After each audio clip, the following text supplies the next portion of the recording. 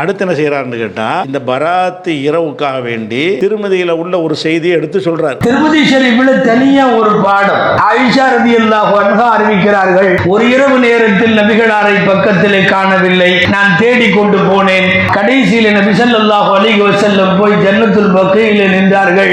கபிரிஸ்தானிலே நின்று நீண்ட நேரம் துஆ செய்தார்கள், அழுதார்கள். பிறகு திரும்பி வந்தார்கள். அந்த ஹதீஸில் ஆயிஷா ரலியல்லாஹு அன்ஹா சொல்லுகிறார்கள், நீண்ட நெடுநேரம் பராத்தினுடைய இரவிலே நபி ஸல்லல்லாஹு அலைஹி வஸல்லம் அமல் செய்தார்கள்.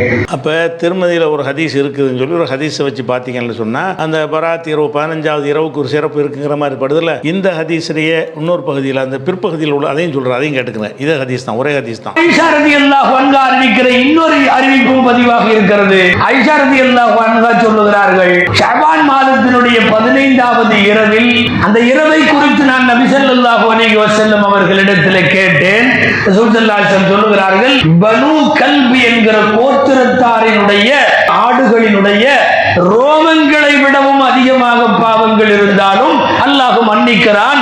எனவே நான் இந்த இரவிலே அமல் செய்கிறேன் என்கிறார்கள் நபி ஸல்லல்லாஹு அலைஹி வஸல்லம். இப்ப இந்த திருமதியில உள்ள இந்த ஒரு செய்தியை தான் ரெண்டு துண்டாக்கி இதை அவர் பேசுறாரு. ஆனா உண்மையில இவர் திருமதியிலிருந்து இந்த ஹதீஸை பார்க்கல. திருமதியில இருப்பதாக எவனோ எழுதி வச்சதை சுட்டு போடுவாங்கல்ல, அந்த மாதிரி ஒரு புஸ்தகம், தமிழ் புஸ்தகத்தை படிச்சு விட்டு சொல்ற மாதிரி தான் தெரிகிறது. இவர் திருமதியை பார்த்திருந்தாருன்னா இதை சொல்லியே இருக்க மாட்டார். ஏன்னா திருமதியில இந்த ஹதீஸை சொல்லிவிட்டு அவர் என்னவெல்லாம் சொல்றாரு என்பதையும் சேர்த்து பார்த்தா இவ்வளவு வீக்கான ஒரு செய்தியவா நம்ம சொன்னோண்டு நினைத்து வெட்கப்படுவார், சொல்ல மாட்டார் இனிமே ஒரு காலத்தில். அவர் திருமதியில் என்ன இருக்கு, இதை திருமதியை பாருங்க. இந்த அவர் சொன்ன ஹதீஸ் 739வது ஹதீஸ். ஆயிஷா நாயகி அறிவிக்கிறாங்க. ஆயிஷா யார்கிட்ட அறிவிக்கிறாங்கன்னா, உருவா என்பவர்கிட்ட அறிவிக்கிறாங்க. அந்த உருவா யார்கிட்ட அறிவிக்கிறார்னு கேட்டா, யஹ்யா இப்னு அபி கஸீர் இவர்கிட்ட அறிவிக்கிறாங்க. இவர் யார்கிட்ட அறிவிக்கிறார்னு கேட்டா, ஹஜ்ஜாஜ் இப்னு அர்தாத் என்பவர்கிட்ட அறிவிக்கிறார். அவர்கிட்ட இருந்து ஒரு 2 பேர் வழியாக திருமதி கிடைக்கிறது. இந்த 4 பேர் மட்டும் வச்சுக்கிறோம். இந்த ஹதீஸை பதிவு செஞ்சுட்டு இந்த திருமதியை என்ன சொல்றாரு பாருங்க. ஹஜ்ஜாஜ் இப்னு அர்தாத் என்பவர் வழியாக